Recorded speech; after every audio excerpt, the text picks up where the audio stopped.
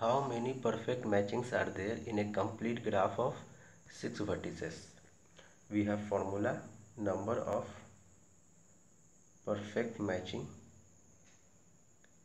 in a complete graph of the form k2n is equal to 2n factorial divided by 2 की power n into n factorial.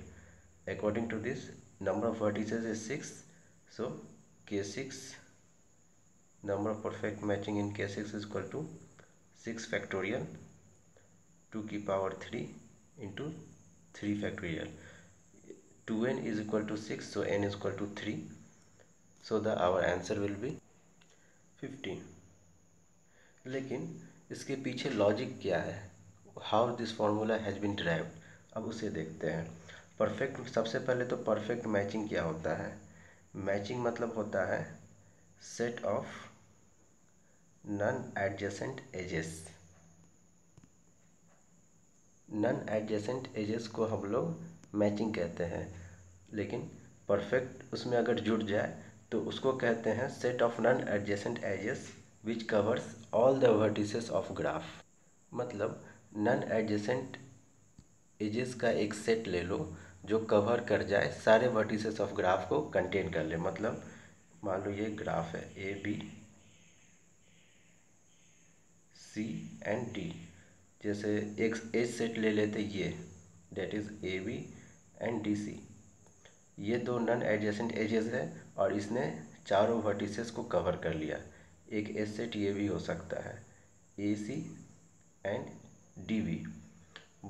Both the edges are non adjacent and it is covering all the vertices of graph. Another edge set is this one. This is AD and this is BC. 4 vertices are covered by these two non-adjacent edges. मतलब total perfect matching कितना हो गया, 3 perfect matching. Now we will be deriving this formula. कैसे इसको derive करेंगे, देखो. First as को बनाने का तरीका, पहला नॉन एडजेसेंट एज कैसे बनाएंगे. हमारे पास दिया हुआ है 2n नंबर ऑफ वर्टिसेस है.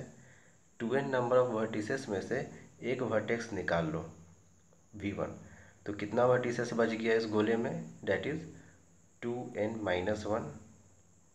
तो पहला एज कब बनेगा, जब v1 इस 2n-1 वर्टिसेस में से किसी एक के साथ पेयर अप करेगा, एक लाइन बनाएगा. तो v1 के पास कितना चॉइसेस है एज बनाने के लिए, डेट इज़ 2n-1 चॉइसेस पहले एज को बनने के लिए.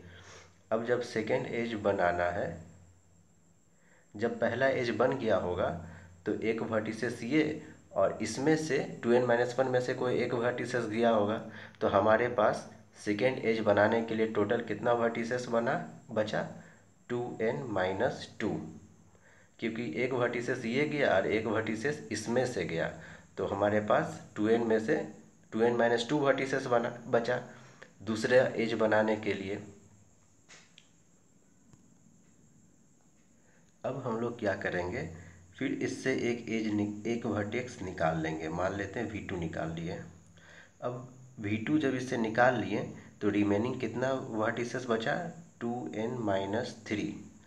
मतलब दूसरा एज बनाने के लिए v2 के पास कितना चॉइसेस है, 2n-3 वर्टिसेस से कोई भी एक वर्टेक्स को v2 चूज़ कर सकता है दूसरा एज बनाने के लिए. सो सेकेंड एज बनाने के लिए नंबर ऑफ चॉइसेस कितना हो गया, 2n-3. जब v2 भी चला गया और 2n-3 से एक एज चला गया सेकेंड एज बनने के लिए, तो टोटल नंबर ऑफ वर्टेक्स अब कितना बचा वर्टेक्स सेट में मेरे पास, डेट इज़ v2 को तो पहले ही निकाल लिए, बचा था 2n-3. 2n-3 में से एक और v2 ले लिया तो बचा 2n-4 वर्टेक्स बचा. फिर 2n-4 अब तीसरा एज बनाना है, तो 2n-4 में से एक और वर्टेक्स निकाल लो v3. बचा कितना, 2n-5. मतलब v3 के पास 2n-5 ऑप्शंस बचे हुए हैं अभी भी एक नया एज बनाने के लिए, डेट इज़ थर्ड एज बनाने के लिए 2n-5. और ये प्रोसेस चलता चले जाएगा आखिरी तक. अगर इस सीरीज़ को देखें तो फोर्थ एज को बनने के लिए 2n-7 वेज है। फिफ्थ एज को बनने के लिए 2n-9 वेज है। इसी तरीके से n-12th एज को बनने का 5 तरीका है।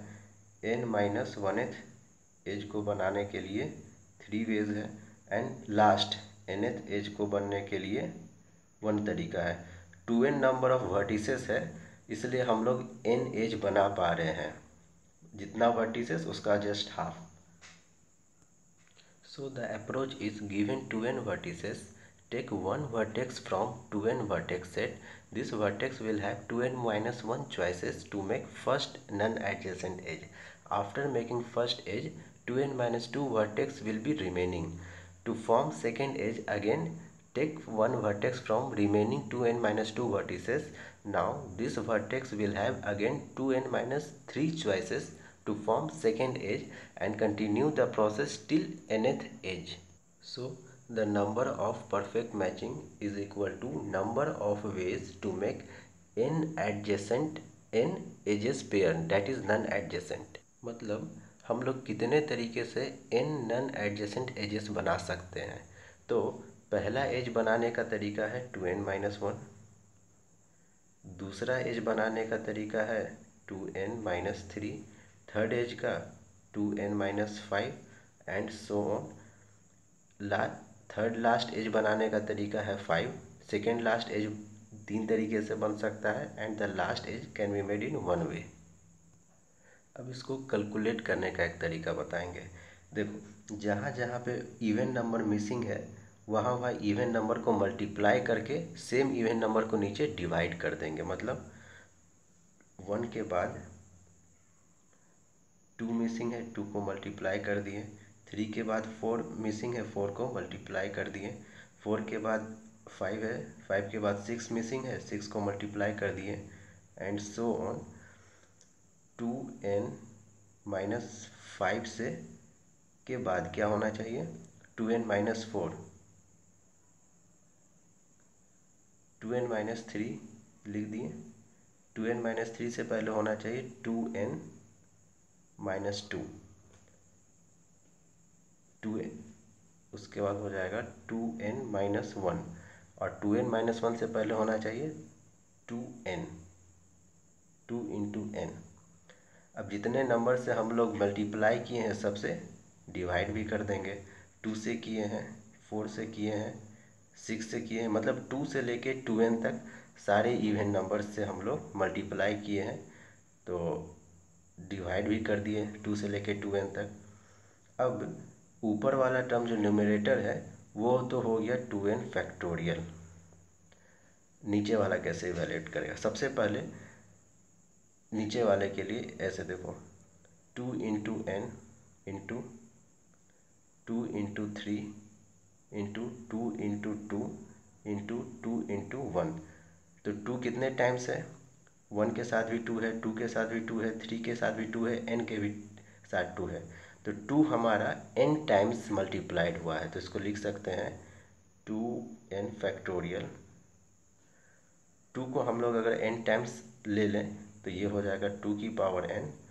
अब जो बच जाएगा वो हो जाएगा n into n-1 into so on 3 into 2 into 1, जो कि होगा 2n फैक्टोरियल डिवाइडेड बाई 2 की power n into n factorial.